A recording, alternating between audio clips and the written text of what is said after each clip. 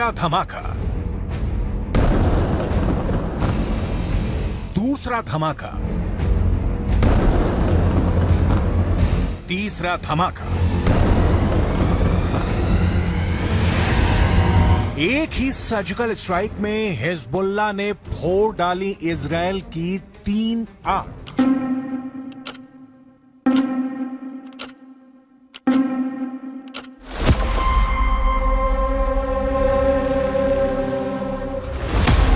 पहली आंख, दूसरी आंख,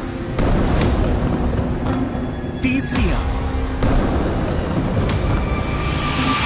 हिजबुल्लाह ने मिसाइल अटैक करके इजरायल की 3 आंखों को फोड़ दिया। ये मेरान एयर सर्वेलेंस बेस है और यहां इजरायल के रेडार और कम्युनिकेशन सिस्टम थे, जिससे वो लेबनान में हिजबुल्लाह पर नजर गड़ाए रहता था।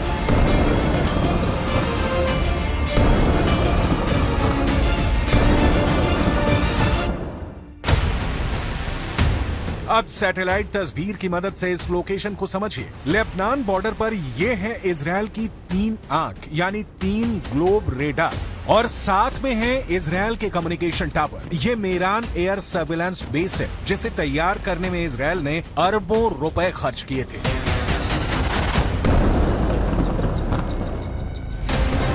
यही वजह है कि लेबनान के हिजबुल्लाह ने इसे अपना सॉफ्ट टारगेट बनाया। बेरूत में हमास के डिप्टी चीफ सालेह अल अरूरी की मौत के बाद यह हिजबुल्लाह का इजरायल पर सबसे बड़ा हमला है।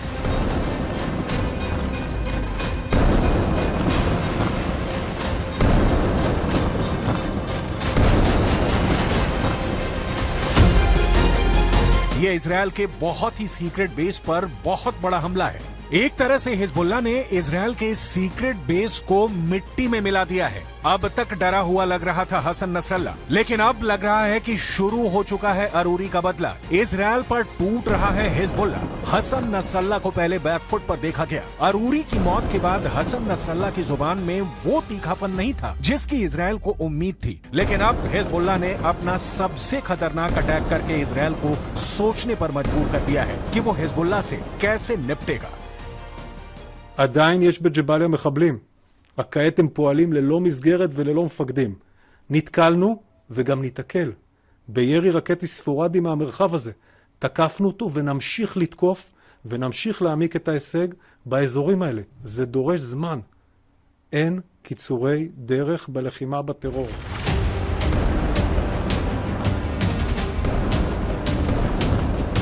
इस वक्त लेबनान और इजरायल के मौत वाले बॉर्डर पर हिजबुल्लाह का पूरा कंट्रोल है। हिजबुल्लाह अब ऐसी मिसाइल फायर कर रहा है जिसके आगे इजरायल के टैंक अपनी तोप रगड़ते हुए नजर आ रहे हैं। हिजबुल्लाह ने निकाली हैं 3 बहुत ही खतरनाक एंटी टैंक मिसाइल और मल्टी बैरल रॉकेट लॉन्चर। ये मिसाइल ईरान से सप्लाई की जाती रही हैं और ऐसी मिसाइलों का हिजबुल्लाह के पास बहुत बड़ा जखीरा है। हिजबुल्लाह 3 तरह की एंटी टैंक गाइडेड मिसाइल इस्तेमाल कर रहा है। ये है कॉर्न, इसकी रेंज 5 किलोमीटर तक है। ये रूस की मिसाइल है, लेकिन अब ईरान इसका देसी वर्जन देहलाविया तैयार कर चुका है और ऐसी बहुत सी मिसाइल अब हिजबुल्लाह के पास है। दूसरी है BGM-71 TOW टो anti tank guided missile. Range है 3.5 किलोमीटर। ये अमेरिका में बनी मिसाइल है, लेकिन अब इसकी नकल ईरान तैयार कर रहा है और उसने हिजबुल्लाह को सप्लाई की है। तीसरी है 85 कॉनकोर्स, रेंज 4 किलोमीटर। ये भी रूस ने बनाई है और अब ईरान में ये तोसान नाम से तैयार की जाती है। इन्हीं मिसाइलों से हिजबुल्लाह ने इजरायल के मेरान एयर सर्विलांस बेस पर हमला किया है। ये तीनों मिसाइल बहुत ही घातक हैं और जिस तरह से इन्होंने इजरायल के अड्डे उड़ाए हैं, उससे ये बात साबित हो जाती है। हिजबुल्लाह का दावा है कि उसका हर हमला इजरायल को मुंहतोड़ जवाब है। बताया जा रहा है कि हिजबुल्लाह ने इस अड्डे को उड़ाने के लिए 60 से ज्यादा मिसाइल फायर की हैं और सभी अपने टारगेट पर लगी।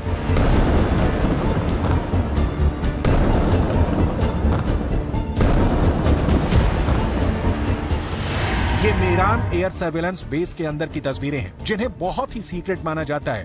ये बेस 1967 में बनाया गया था ताकि लेबनान बॉर्डर पर नजर रखी जा सके। इसका कंट्रोल इजरायल की एयरफोर्स के पास है। इस बेस से हवाई टारगेट को भी ट्रैक किया जाता रहा है और रॉकेट और तोप के गोलों को भी ट्रैक किया जाता है ताकि लेबनान बॉर्डर से लगे उत्तरी इजरायल के इलाकों को सुरक्षित रखा जा सके।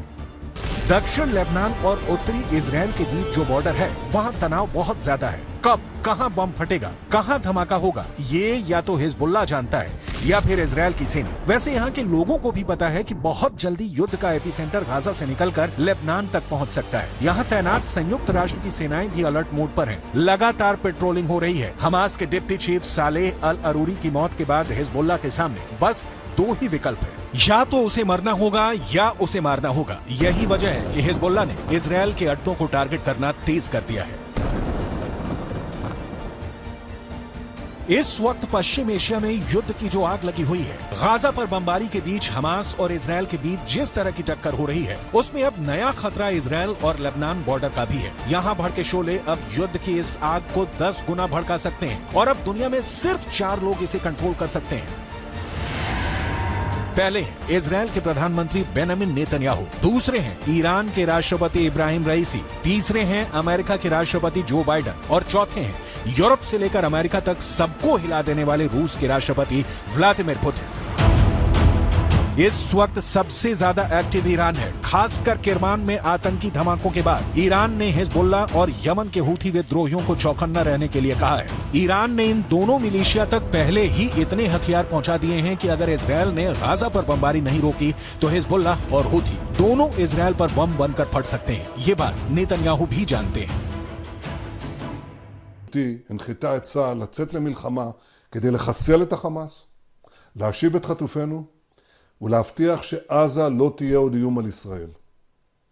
אסור לעצור את המלחמה עד שנשיג את כל היעדים הללו.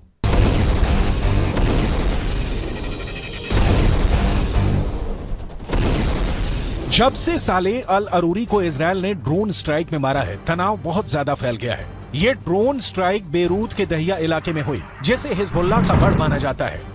दहिया में जब सालेह अल अरूरी को जब हमास के ऑफिस के करीब देखा गया, तब इजराइल का ड्रोन मौत बनकर टूट पड़ा। इस हमले में सालेह अल अरूरी के अलावा 5 और लोग मारे गए जो हमास के ही अधिकारी थे। सवाल है कि क्या अरूरी की मौत का बदला अब सीधा युद्ध होगा, जिसमें बड़ी लड़ाई इजराइल और हिजबुल्लाह के बीच होगी। ऐसा युद्ध जिसमें इजराइल की तरफ होगा अमेरिका, जबकि हिजबुल्लाह की मदद करेगा ईरान। हालांकि बेंजामिन नेतन्याहू इससे पहले ही बेरूत को गाजा बनाने की धमकी दे चुके हैं। תקפנו מטרות רבות של חיזבאללה, חיסלנו מחבלים רבים, ואני שב ואומר, אם חיזבאללה יבחר להיכנס למלחמה,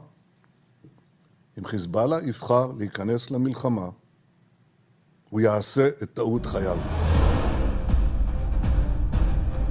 देखा जाए तो हिजबुल्लाह वो संगठन है जिसे ईरान से पूरी मदद मिलती है और ईरान हिजबुल्लाह को इजराइल के खिलाफ एक बड़े हथियार के तौर पर इस्तेमाल भी करता आया है। लेकिन इजराइल ने अगर हिजबुल्लाह का हाल हमास जैसा करने का फैसला किया तो लेबनान में वर्ष 2006 वाले युद्ध की तबाही दोहराई जा सकती है। 2006 में हिजबुल्लाह और इजराइल के बीच 34 दिन तक युद्ध चला था। तब इजराइल के 121 सैनिकों को मिलाकर 160 लोग मारे गए थे, जबकि हिजबुल्लाह के 250 लड़ाकों समेत लेबनान के 1200 लोगों की मौत हुई थी। हम अपनी वीडियो लाइब्रेरी से 17 वर्ष पहले लड़े गए इस युद्ध की तस्वीरें निकाल कर लाए हैं ताकि इस बात का अंदाजा लगाया जा सके। लेबनान का वही हाल कर सकता है जो इस बार गाजा का कर रहा है। इसलिए हिजबुल्लाह को नेतन्याहू की धमकी को बहुत गंभीरता से लेना होगा, क्योंकि इजराइल अब बेरूत को दूसरा गाजा बना देगा। ये वो साफ साफ कह रहा है। इजराइल जानता है कि अरूरी की मौत ने उसका एक दुश्मन खत्म किया है, लेकिन कई और दुश्मन उसके खिलाफ तैयार हो चुके हैं। हमास के चीफ इस्माइल हानिया ने भी कह दिया है कि इजराइल को अरूरी के मर्डर की कीमत चुकानी होगी। अरूरी की मौत से इजराइल के 3 बड़े दुश्मनों को बहुत जोरदार झटका लगा है। पहला झटका हमास को लगा है, क्योंकि सालेह अल अरूरी इस्माइल हानिया के बाद हमास में दूसरा सबसे बड़ा नाम था। दूसरा झटका ईरान को लगा है, क्योंकि सालेह अल अरूरी ने ही सीरिया में युद्ध को लेकर हिजबुल्लाह और ईरान के साथ आए मतभेद को दूर किया था। तीसरा बहुत बड़ा झटका हिजबुल्लाह को लगा है, क्योंकि इजराइल ने बता दिया है कि अब वो लेबनान की राजधानी बेरूत और हसन नसरुल्लाह के गढ़ को टारगेट करने से पीछे नहीं हटेगा।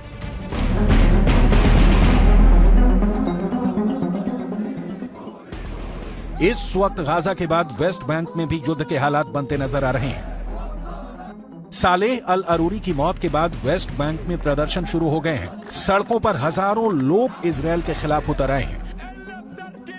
हालात ऐसे हैं कि इजरायल को अब अपनी ड्रोन फोर्स को वेस्ट बैंक के ऊपर एक्टिव करना पड़ा है। देखा जाए तो वेस्ट बैंक इजरायल के खिलाफ 5वां मोर्चा है। इससे पहले गाजा की लड़ाई है, हिजबुल्लाह से लड़ाई है, हूथी से युद्ध का खतरा बढ़ता जा रहा है। इराक में ईरान समर्थित हश्द अल शाबी ने अमेरिका के ठिकानों पर हमले बढ़ा दिए हैं। अरूरी की मौत के बाद ये मोर्चे और मजबूत होंगे, इसमें कोई शक नहीं। ये युद्ध फैला तो समझ लीजिए कि बहुत से देश इसकी चपेट में आ जाएंगे।